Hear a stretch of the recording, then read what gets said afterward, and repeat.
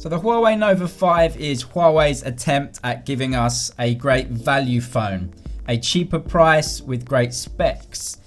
The problem is, this phone exists, the Redmi K20 Pro. This is the value king. Why? Because it gives you a phone that should cost 3,500 RMB, but it does cost 2,500 RMB. That's 500 RMB cheaper than the Nova 5 Pro. So it's cheaper than the Nova 5 Pro. How do they compare? In terms of design, the Redmi K20 Pro is a little bit thicker and a little bit heavier than the Nova 5 Pro. That's because it has that pop-up camera inside there. On the back, you have the camera systems. The main sensor in both of these phones is the same. It's a 48 megapixel camera. Then they both have ultra wide cameras as well. The Redmi has a 2x zoom camera. The Huawei doesn't, but it does have 2 extra depth sensors in there, as you can see. The design on the back, the colors, that's gonna be very subjective. They both have a power button and a volume rocker on the right-hand side. They both have nothing on the left-hand side. They both have USB-C charging. They both have mono speakers at the bottom there. They both have AMOLED screens, which are really, really great for both of them.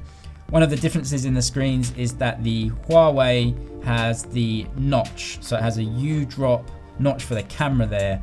Obviously the camera in the Redmi is in that pop-up. It charges via USB-C. In my box, I got a pair of earphones too. These have a headphone jack on the end, but the Nova 5 Pro version doesn't have a headphone jack.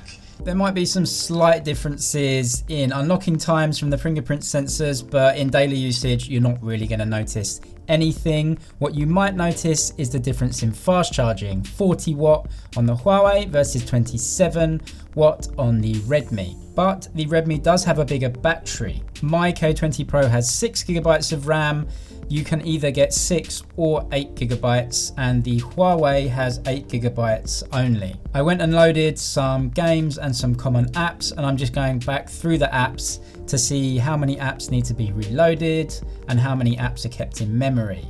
Loading times were very, very similar between the two phones, and all apps were kept in memory on both of the phones. Something that the Huawei has, at least it's very easy to toggle, are different screen resolutions and also battery saving or power modes. It's really easy to toggle them on or off depending on how you want to use the phone, if you want to save battery or if you want to experience some better gaming, to turn on the performance modes. You can toggle a battery saver mode on the Redmi, but I would say all in all, it's easier to change the modes and you have slightly more options on the Huawei device. For example, you can change the screen resolution on the Huawei, and I can't find any toggles to do that on the Redmi.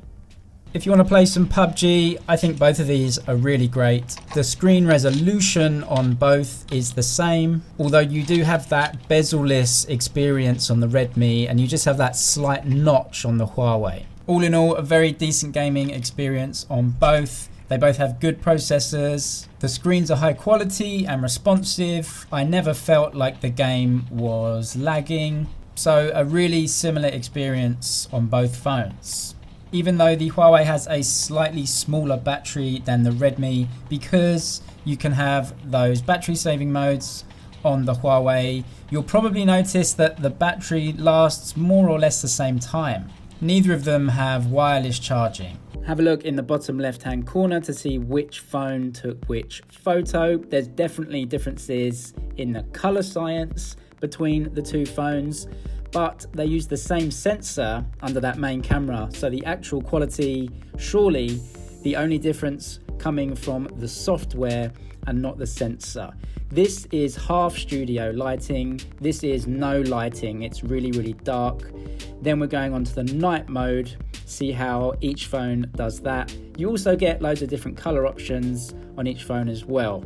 That is a lot of me. The cameras are pretty hard to tell apart actually. You do get the 2x zoom in the Redmi that you don't get in the Huawei, but it's only 2x zoom, and zooming in on the Huawei doesn't lose too much detail compared to the Redmi. Anyway, I've done a whole camera test on these two, so you can go and watch that I'll link it now. You do get 4K 60 frames a second out of the Redmi, only 30 frames a second in 4K from the Huawei. Again, little differences that really don't make a huge difference unless you're someone that really focuses on 4K 60 frames a second video. All in all, two really great cameras, and they give you a lot for the price. So these two phones obviously are targeting the same sort of market, people that don't want to pay up for those really expensive flagship phones. They want to get a lot for their money. These two give you that, but the crown of the value king still isn't taken away from the Redmi, because you get so much for your money in this phone. It's still 500 cheaper than the Huawei. And all in all, as a package, so difficult to look past the Redmi. The Huawei is a great phone, but with what's going on at the moment, you might be looking outside of Huawei. And this Redmi, time and time again, proves itself to be a very worthy competitor.